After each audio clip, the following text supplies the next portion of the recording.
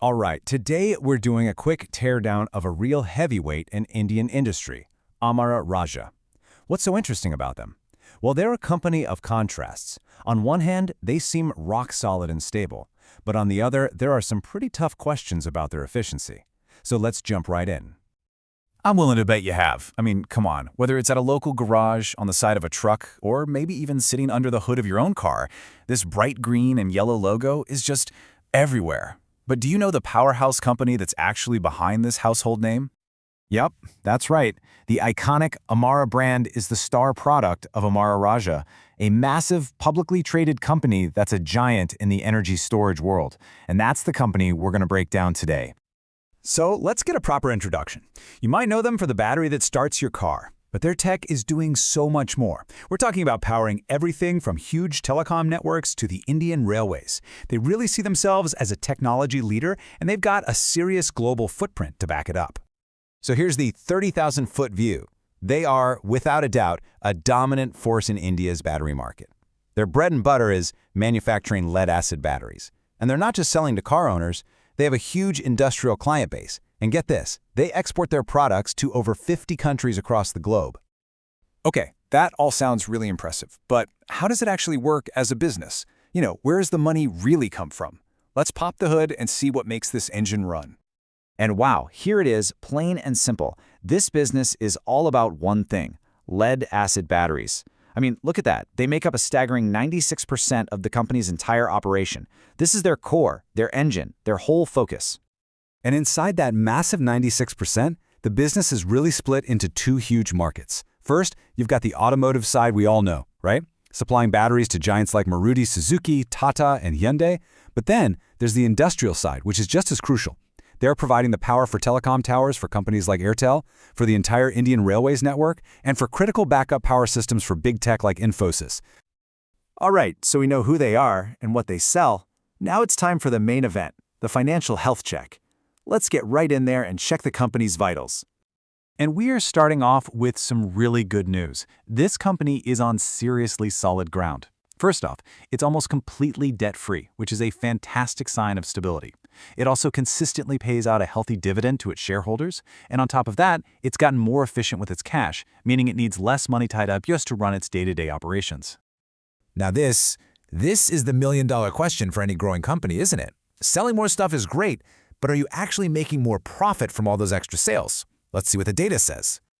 And here's where things get really interesting. Look at the gap here. Over the past decade, sales have grown at a really solid 11% a year, but profit growth has lagged behind at only 8%. So what does this tell us? It tells us that while the company is definitely getting bigger, it's actually becoming a little less profitable on every single thing it sells. This could be because of rising competition or maybe higher costs for materials. Now let's zoom in on one specific number that kind of tells the same story, 16.8%. So what on earth is this? Well, it's the company's return on capital employed, or ROCE for short. Okay, let's make that super simple. Think of ROC as a measure of efficiency. For every single rupee the company invests in its business, in factories, machines, all that stuff, how much profit does it spit out? The higher the number, the better. And this timeline just perfectly illustrates the challenge they're facing. A decade ago, back in 2014, Amara Raja had an incredible ROCE of 42%. They were an absolute profit-generating machine. But that efficiency has been on a steady decline. It dropped to 23% by 2019, and now it's sitting around 17%. Now, to be clear, the company is still profitable for sure, but it has to work a whole lot harder and invest way more capital for every single rupee of profit it earns today. This downward trend in efficiency pops up in another key metric too: return on equity. Coming in at just under 14% over the last 3 years, this is seen as a potential weakness, and it really balances out some of that good news about being debt-free. So we've got a company with solid sales, but margins that are getting squeezed. That makes you wonder, right? Who are the owners steering the ship here? Let's take a look at the shareholder mix. The ownership is actually pretty balanced. The promoters, that's the founding family and the key managers running the company, they hold about a third. The general public owns another third, and the rest is pretty evenly split between big institutional investors, both from overseas and from within India. This is generally seen as a pretty healthy mix, with both long-term vision and professional oversight.